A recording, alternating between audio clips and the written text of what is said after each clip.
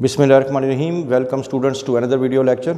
और आज हम लोग फर्स्ट ईयर से नेक्स्ट जो हमारा टॉपिक है वो स्टार्ट करेंगे। प्रीवियसली हम लोगों ने प्रोकैरियोट्स का इंट्रोडक्शन पढ़ लिया था, उसकी डिस्कवरी पढ़ ली थी। तो आज हम लोग उसी की कंटिन्यूएशन में नेक्स्ट टॉपिक स्टार्ट करते हैं। आज का टॉपिक जो है वो है अकरेंस ऑफ बैक्टीरिया के एतबार से। अकरेंस के अंदर आप लोगों ने ये बताना होता है कि बैक्टीरिया कहाँ कहाँ आपको दुनिया में मिल सकता है या वो पाया जाता है। तो पहली बात तो ये है कि ये वाइड स्प्रेड है। दुनिया में शायद ही कोई ऐसी जगह हो जहाँ पे बैक्टीरिया ना मौजूद हो। Number 2, the kind and number of bacteria depends upon locality and environment. देखें, हर बैक्टीरिया हर जगह पे या एक ही तरह के बैक्टीरिया हर जगह पे नहीं पाए जाते। बैक्टीरिया पाए जाने की दो शराइत है। नंबर 1, एक लोकेलिटी, किस लोकेशन की बात कर रहे हैं उस हिसाब से वहाँ बैक्टीरिया हो सकते हैं, या वहाँ पे एनवायरमेंटल कंडीशंस क्या हैं, वहाँ का टेम्परेचर क्या है, वहाँ की पीएच क्या है। क्योंकि हर बैक्टीरिया हर टेम्परेचर में और हर पीएच में सर्वाइव नहीं कर सकता। तो मतलब ये है कि एनवायरमेंटल कंडीशंस और लोकेलिटी के हिसाब से बैक्टीरिया की जो वहाँ पे इकसाम हैं वो तब्दील हो जाती हैं। होते ज़रूर हैं लेकिन चेंज हो सकती हैं। बैक्टीरिया कहाँ कहाँ पाए जा सकते हैं जी? हवा में हो सकते हैं, लैंड में हो सकते हैं, ऑयल डिपॉजिट्स वगैरह में हो सकते हैं, हमारी फूड वगैरह के ऊपर, हमारे प्लांट्स के ऊपर होते हैं, एनिमल्स में, ऑर्गेनिक मैटर में, इवन इंसानों के अंदर भी बैक्टीरिया पाए जाते हैं। और कंट्रीब्यूशन टुवर्ड्स नेचुरल फ्लोरा, और कई बैक्टीरिया तो ऐसे हैं जो प्लांट्स को, फ्लोरा को फ़ायदा पहुँचाते हैं।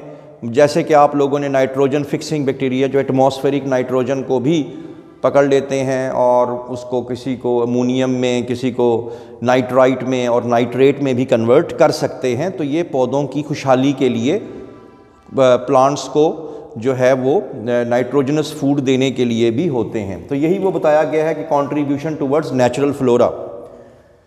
फिर उसके बाद कुछ ऐसे हैं जो सिर्फ ख़ास स्पेसिफिक बड़े हार्श मुश्किल हालात में पाए जाते हैं, जैसे हॉट स्प्रिंग्स, गर्म पानी के जो तालाब वगैरह होते हैं, लेक्स होती हैं जहाँ पे वोल्केनिक इरप्शंस करीब होती हैं, वहाँ पे भी पाए जाते हैं। कुछ ऐसे भी हैं, एक और हार्श कंडीशन, इंतहाई अल्कलाइन और इंतहाई एसिडिक सॉइल में भी पाए जाते हैं, सलाइन एनवायरनमेंट में, पोल्यूटेड सॉइल में और पोल्यूटेड वाटर के अंदर भी। गर्ज तकरीबन हर जगह दुनिया में आपको बैक्टीरिया मिल जाते हैं। स्ट्रक्चर ऑफ बैक्टीरिया की बात करें तो स्ट्रक्चर ऑफ बैक्टीरिया के एतबार से हम बैक्टीरिया को 3 हिस्सों में तकसीम करेंगे। बैक्टीरिया के स्ट्रक्चर में कुछ चीज़ें ऐसी हैं जो हर एक बैक्टीरिया में पाई जाती हैं। वो चीज़ें कौन कौन सी हैं? सेल मेम्ब्रेन, साइटोप्लाज्म, राइबोसोम्स और क्रोमेटिन बॉडीज़ यानी उसका डीएनए। ठीक है, ये हर बैक्टीरिया में मिलेगी। मेजॉरिटी हैव, ये हर एक में नहीं मिलेगी लेकिन ज़्यादातर में मिलेगी, और इसका नाम है सेल वॉल, ये ज़्यादातर में होती है। नॉट फाउंड इन ऑल, जो सब में नहीं होती, कुछ में होती है। पहली बात सब में होती है, दूसरी बात ज़्यादातर में होती है, तीसरी बात कुछ में होती है। ठीक है, या सब में नहीं होती। और वो क्या है? कैप्सूल है। इसके फंक्शन आगे देखेंगे क्यों होता है, क्या होता है। स्लाइम, ये भी आगे डिटेल में पढ़ेंगे। Flagella, pili and fimbriae. Fimbriae भी ये थ्रेड लाइक स्ट्रक्चर्स ही होते हैं। ये इसके बारे में मैं इसलिए यहाँ बता रहा हूँ कि इसका जिक्र फिर आगे नहीं आएगा। ये कुछ इस तरह के थ्रेड लाइक स्ट्रक्चर्स होते हैं और इनका बुनियादी काम ये होता है कि attachment to the host, body में चले जाते हैं, अंदर जाके होस्ट के साथ जाके चिपक जाते हैं ताकि बॉडी से बाहर निकल ना पाए। ग्रैन्यूल्स के बारे में भी आगे पढ़ेंगे। तो ये वो चीज़ें हैं जो सब में नहीं होती। साइज़ की अगर हम बात करें, इसका साइज़ अगर किसी सिंगल डायमेंशन में देखें तो कम से कम 0.5 माइक्रोमीटर से स्टार्ट होता है और 600 माइक्रोमीटर तक जाता है मैक्सिमम। तो ये आप लोगों का एमसीक्यू होगा। जैसे बता भी चुका हूँ कि ये कई साइज़ के होते हैं। फिर आपके 2-3 एमसीक्यू हैं। एशरिचिया कोलाई है, इसकी जो लंबाई है वो 1.1 माइक्रोमीटर से लेके 1.5 माइक्रोमीटर तक हो सकती है। स्टेफिलोकोकाई और स्ट्रेप्टोकोकाई हैं, ये ओवल या राउंड शेप होते हैं। इनका ज़ाहिर डायामीटर लिया जाएगा तो 0.75 माइक्रोमीटर से लेके 1.25 माइक्रोमीटर तक हो सकते हैं। दुनिया के स्मॉलेस्ट बैक्टीरिया माइकोप्लाज्मा, और इसका जो है साइज़ वो 100 to 200 नैनोमीटर के बराबर होता है, और ये इतना छोटा है कि दुनिया का जो लार्जेस्ट वायरस है उसके बराबर होता है पॉक्स वायरस के। अब आप खुद सोच लें कि दुनिया का सबसे छोटा बैक्टीरिया दुनिया के सबसे बड़े वायरस के बराबर होता है, तो खुद अंदाज़ा लगा लें कि सबसे छोटा वायरस खुद कितना होता होगा फिर। तो ये आप लोगों ने इसके अंदर बता देना। माइकोप्लाज्मा के हवाले से मैं यहाँ पे 3 बातें आपको बता दूँ। पहली MCQ कि माइकोप्लाज्मा का साइज़ तो लिखा ही हुआ है कि ये स्मॉलेस्ट है। दूसरी बात, इसकी सेल वॉल नहीं होती, ठीक है। तीसरी बात, ये इसकी शेप भी जो है वो सेम नहीं होती, ठीक है, इनकी शेप बदलती रहती है। तो 3 बातें बताई, सबसे छोटा, विदाउट सेल वॉल और चेंजिंग शेप। और चेंजिंग शेप वाले को हम लोग प्लियोमॉर्फिक बैक्टीरिया भी कहते हैं, प्लियोमॉर्फिक, जिसकी शेप चेंज, जाहिर बात है जब सेल वॉल नहीं होगी तो शेप तो चेंज करेगा ही करेगा ना। अच्छा, दुनिया में ह्यूज बैक्टीरियम भी मिले हैं, यानी ऐसा बैक्टीरिया भी अब आप कह सकते हैं जिसको देखने के लिए अब आपको माइक्रोस्कोप की ज़रूरत नहीं पड़ेगी। और यही बात है कि हम लोगों ने जब प्रोकैरियोट और यूकैरियोट का डिफरेंस निकाला था तो हमने कहा था कि आम तौर पे यूकैरियोटिक सेल्स प्रोकैरियोट से बड़े होते हैं। हमने वर्ड यूज़ किया था आम तौर पे, हमेशा नहीं कहा था। यहाँ वही बात आ गई कि कुछ प्रोकैरियोट्स ऐसे बैक्टीरिया भी हैं जो यूकैरियोट से बड़े हैं, जैसे ह्यूज बैक्टीरियम। और इस बैक्टीरिया का नाम है एपियुलोपिस्कायम फिशलसोनी, और ये एक मछली के अंदर होता है, उसकी गट के अंदर होता है, उसके पेट के अंदर होता है, और उस मछली को कहते हैं ब्राउन सर्जन फिश। और इस ब्राउन सर्जन फिश का टेक्निकल नेम है एकैंथ्रस निग्रोफुस्कस। तो ये आप लोगों ने बताना है।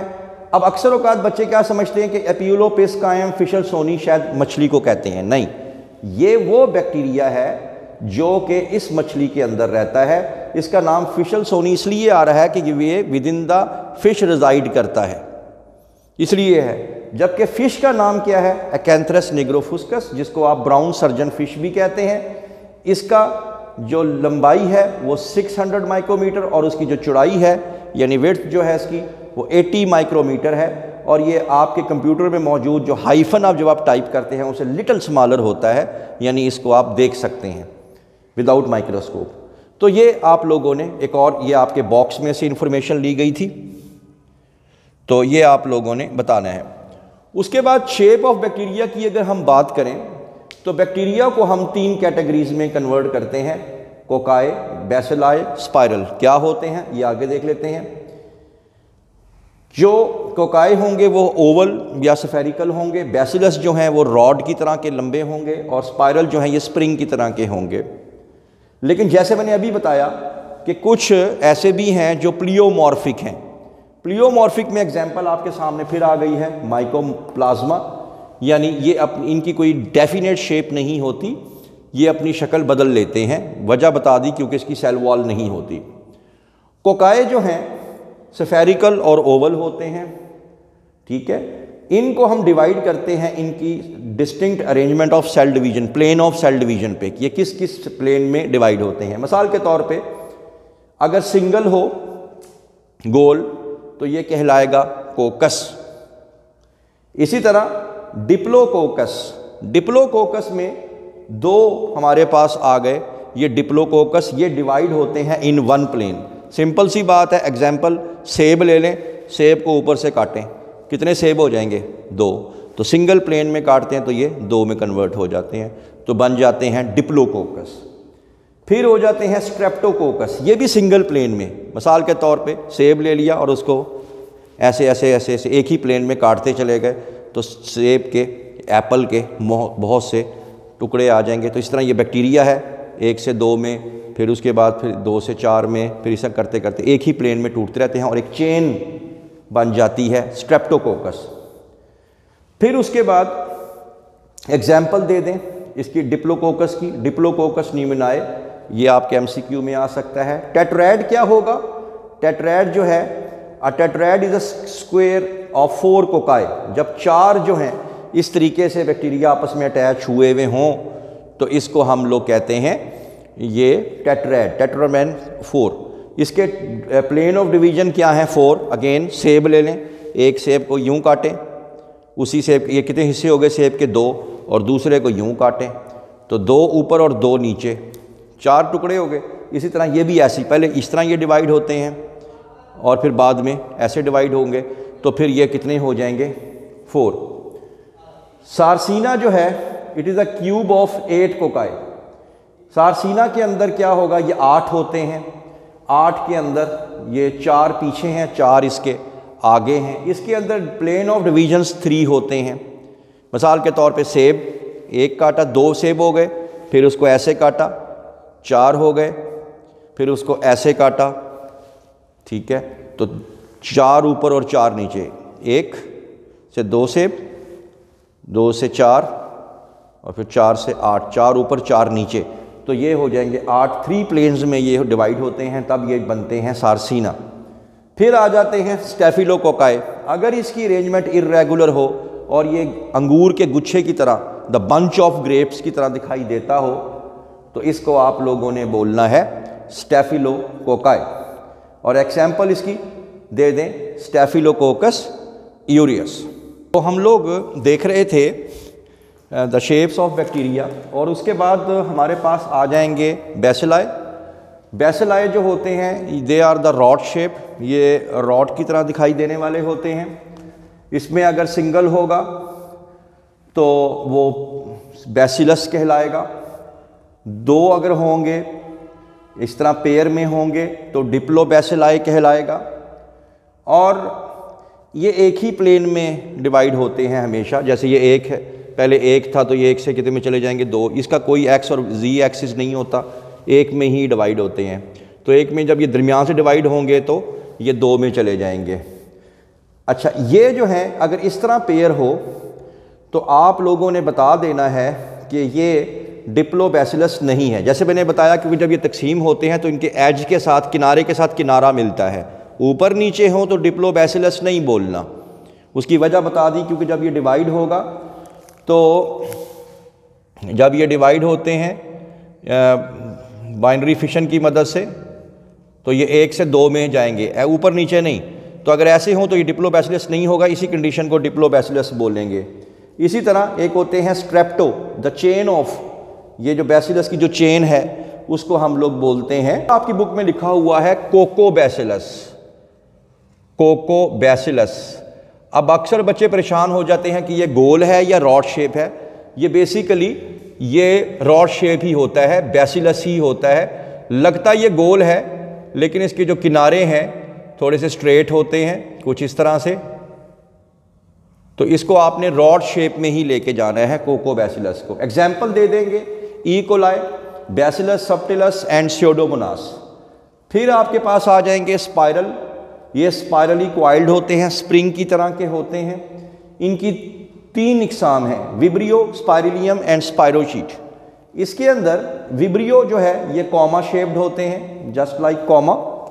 तो ये कॉमा शेप्ड को आप लोगों ने क्या बोलना है, विब्रियो।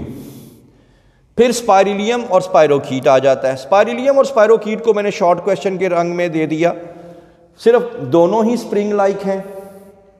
और ये स्पाइरिलियम जो है ये थोड़ा थिक है, नज़र भी आ रहा है। स्पाइरोकीट जो है ये थिन है, ये नज़र भी आ रहा है। ये थिक होता है, ये थिन होता है। ज़ाहिर बात है ये थिक है तो ये रिजिड भी होगा, ये रिजिड भी होगा, सख्त भी होगा, इसी वजह से क्योंकि थिक है। और ये थिन है लिहाजा ये क्या होगा, ये फ्लेक्सिबल होगा। एंड पे जाके आप लोगों ने इसकी एग्जांपल्स दे देनी है। एक की एग्जांपल विब्रियो और एक की एग्जांपल हाइफो माइक्रोबियम।